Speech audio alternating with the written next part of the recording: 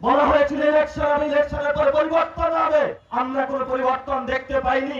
আগে লেখা থাকতো ছাত্রলীগ যুবলীগ, সেই কার্ডের পরিবর্তন হয়েছে ছাত্রদল যুবদল। একটা বাবা সারা দিন রাত পরিশ্রম করে 5টা বছর একটা সন্তানকে বড় করে বিভিন্ন ভার্সিটিতে পড়িয়েছে, তারপরে বাবা যখন ফোন দেয় চাকরি হয়েছে, ছেলে লজ্জায় বলতে পারে না, কারণ ছেলে পরীক্ষা দেয় ঠিকই, আরেকজন টাকা দিয়ে তার আগে ঢুকে যায়। এই ছেলে বাবার কাছে কোনো উত্তর দিতে পারে না।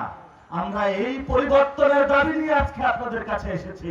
এখানে অনেক বাবা আছেন, অনেক কষ্ট করে সন্তানকে বড় করেছেন, অনেক জনের কাছে যাচ্ছেন আমার ছেলের জন্য একটা চাকরি চাই, টাকা দিয়ে পড়াশোনা করিয়েছেন, চাকরিও দিতে পারেন না। এই বাবা এখন মানুষের কাছে মুখ দেখাতে পারে না, তাকে বিয়ে করাইতে পারে না। এটা হলো আজকে আমাদের সমাজ ব্যবস্থা। এগুলা কি আপনারা প্রতিনিয়ত সমাজের আপনারা প্রত্যক্ষ করতেছেন না? তাহলে আপনাদের শরীরে রক্ত নাই কেন এগুলোর বিরুদ্ধে প্রতিবাদে আপনারা নতুন ভাবে জেগে ওঠার জন্য? আপনাদের সামনেই তো 1400 টাকা জীবন দিয়ে গিয়েছে। বলা হয়েছিল ইলেকশনের পর পরিবর্তন হবে, আমরা কোনো পরিবর্তন দেখতে পাইনি। এখনো হাসপাতালে গেলে হাসপাতালের ওয়াশরুমের গন্ধ হাসপাতালে যাওয়া যায় না।